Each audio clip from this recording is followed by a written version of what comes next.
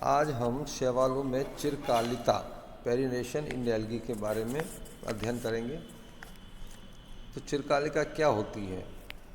प्रतिकूल परिस्थितियों में अपने आप को जीवित रखने की विधि को ही चिरकालिता कहा जाता है।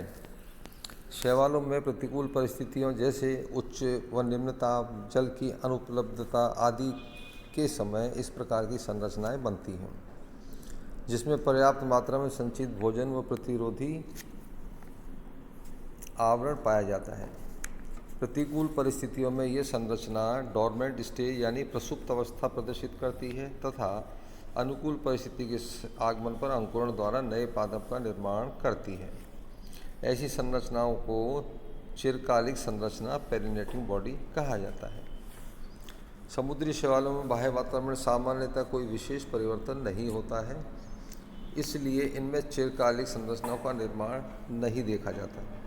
सामान्यतः स्वच्छ जली, स्थलीय, वायवीय शैवालों में शुष्कन तथा उच्च या निम्न ताप का अधिक सामना करना पड़ता है। अतः इन शैवालों में प्रतिकूल परिस्थितियों में अपने आप को सुरक्षित रखने के लिए अनेक युक्तियाँ पाई जाती हैं, जो निम्न प्रकार हैं। पहले नंबर पर है एकाइनिड्स की संरचना। ये विशिष्ट रूप से रूपांतरित कायिक कोशिका होती है जो मोटी प्रतिरोधी भित्ति द्वारा घिरी होती है। इसमें भोज्य पदार्थ संचित होता है। इनका निर्माण तंतुल शैवालों में होता है जो एकल अथवा श्रृंखला में बनते हैं। एकाइनिड का निर्माण अनेक नील हरित शैवालों जैसे नॉस्टॉक तथा हरे शैवाल क्लेडोफोरा यूलोथ्रिक्स ऊडोगोनियम में होता है। प्रतिकूल परिस्थिति में संपूर्ण तंतु नष्ट हो जाता है, केवल एकाइनिड बचे रहते हैं। अनुकूल परिस्थितियां प्राप्त होने पर ये अंकुरण द्वारा नव पादप नए पौधे का निर्माण कर देते हैं। दूसरा है जिलेटिनस शीत श्लेष्मक आच्छद। अधिकतर स्थलीय नील हरित शैवाल की कोशिका भित्ति में बाहर की तरफ श्लेष्मक आच्छद पाया जाता है। कभी कभी अत्यधिक मोटा होता है।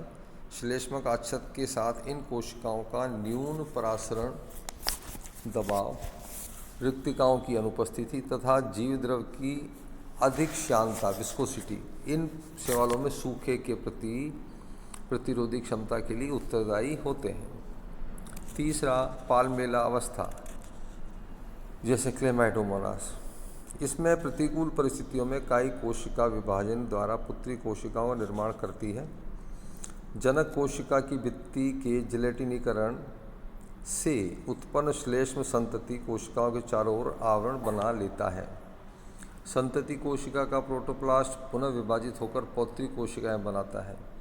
इस प्रकार अनेक कोशिकाएं श्लेष्मा में धसी हुई रहती हैं। इसे पाल्मेला अवस्था कहते हैं।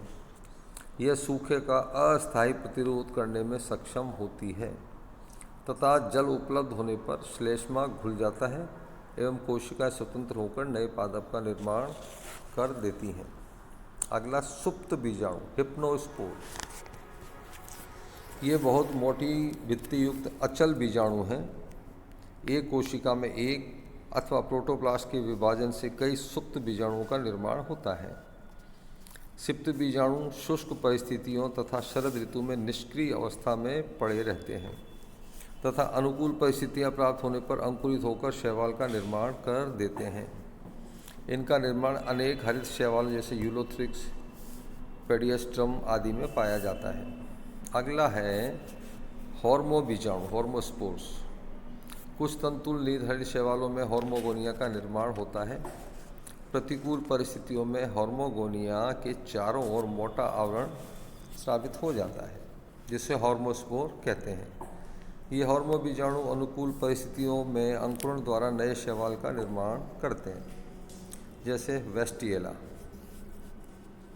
अगला है युग्मनज जाइगोस्पोर।